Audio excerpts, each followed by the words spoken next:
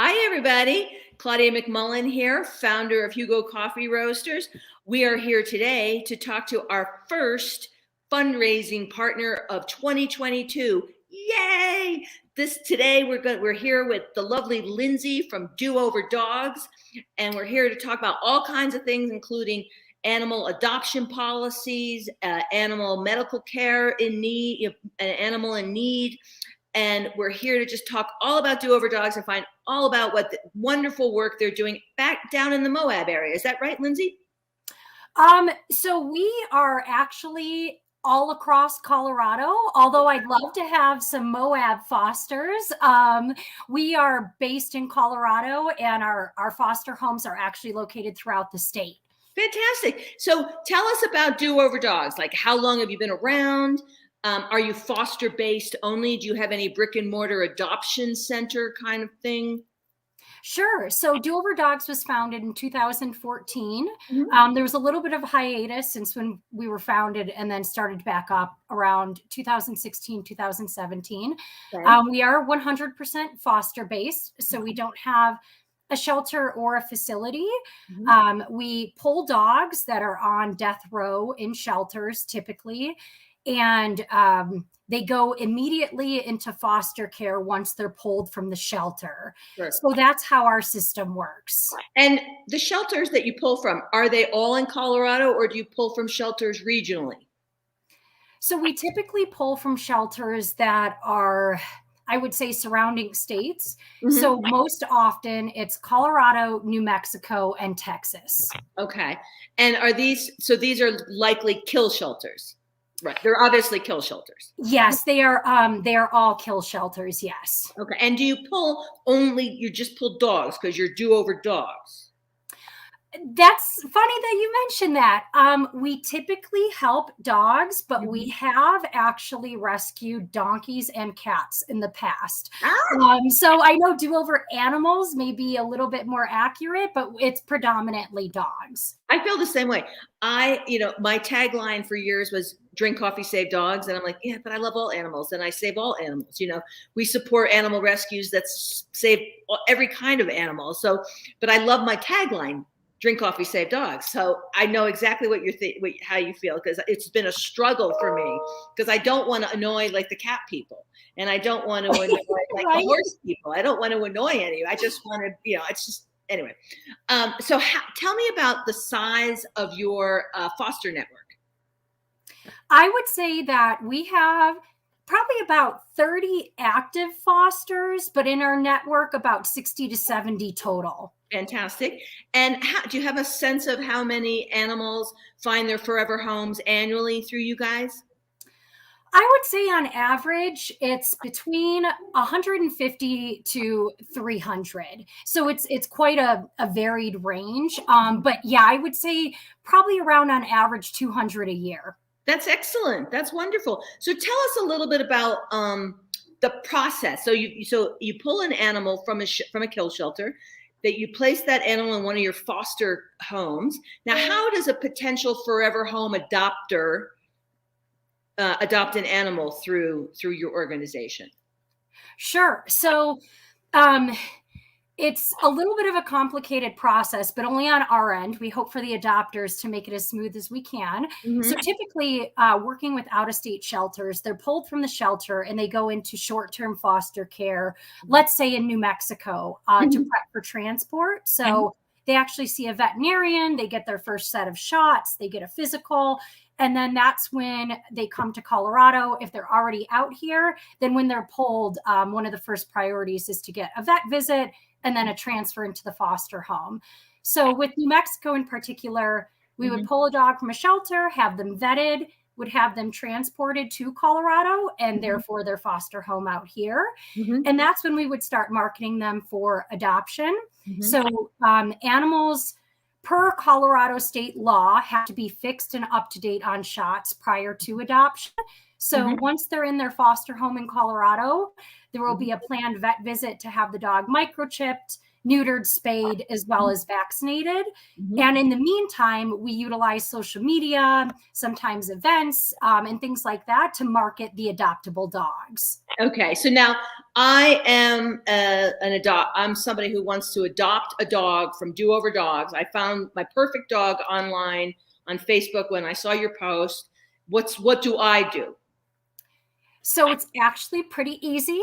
We typically have a link connected to the post that you can click on. And the first step is submitting an adoption application. So if you see a dog that you're interested in or that your heart is set on meeting, the first step is filling out the adoption application. And then from your perspective, what are you looking for? What are you as a rescue organization looking for in an adopter? I would say somebody that's committed. I mean, in the applications, it's tough to think of criteria off the bat because we do allow adopters in condos, apartments, houses. Yes, we do not limit individuals just because they're in an apartment per se. Now, if they have breed restrictions, we ultimately have to follow the rules and regulations of the housing. But yes, I would say in the applications, we're looking for individuals, if I had to sum it up, that are responsible and loving. Sure. Responsible, loving, and committed. Yes. And not thinking and not acting like this is a short-term thing. This is, you're committing to the natural life of the pet.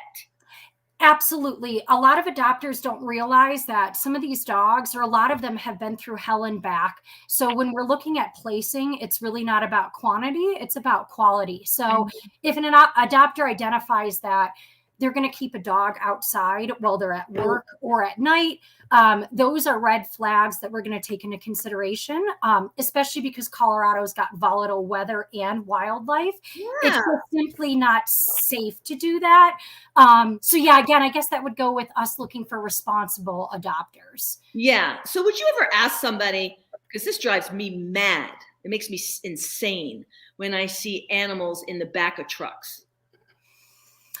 Me too.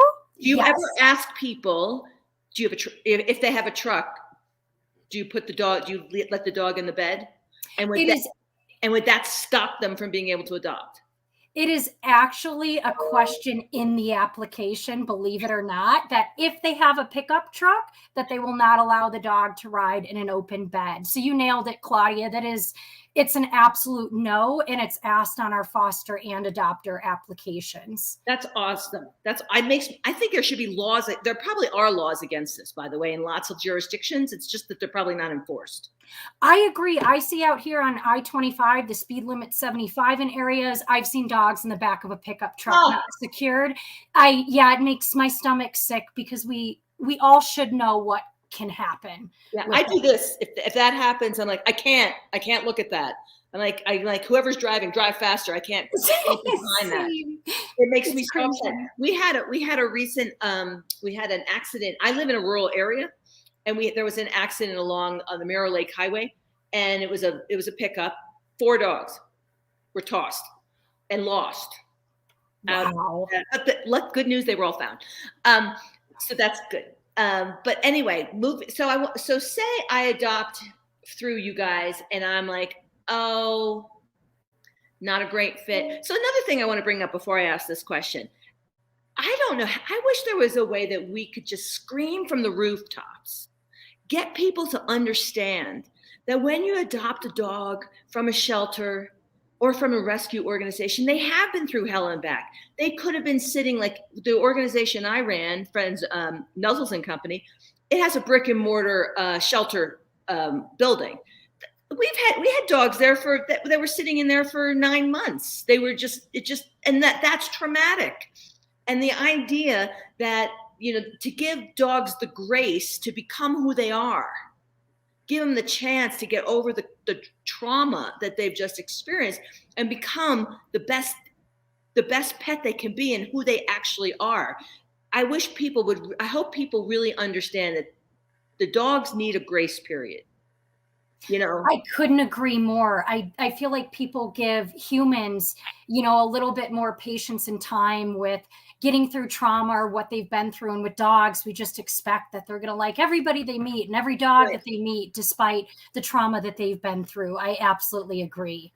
So now, say I've adopted a dog through you guys, and I don't know, maybe a life change happened. Maybe something traumatic happened in my life, and I needed to return the dog. Can I return the dog? Does Do Over Dog take back the dog? We actually require that you return the dog to us, and we will pursue legal action if the dog is dropped off or placed anywhere else. Oh, that's great. That's the other thing people don't understand.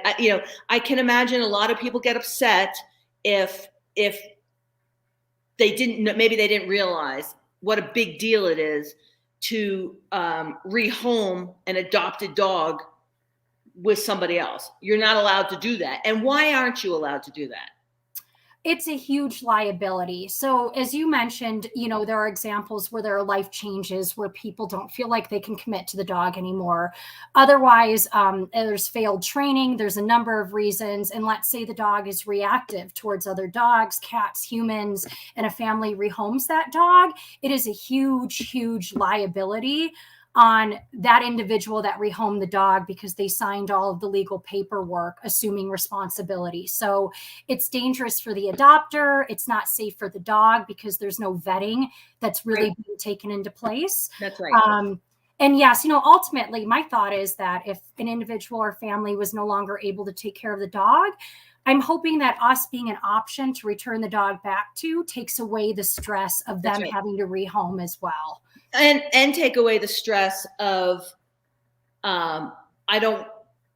this isn't a good fit dog.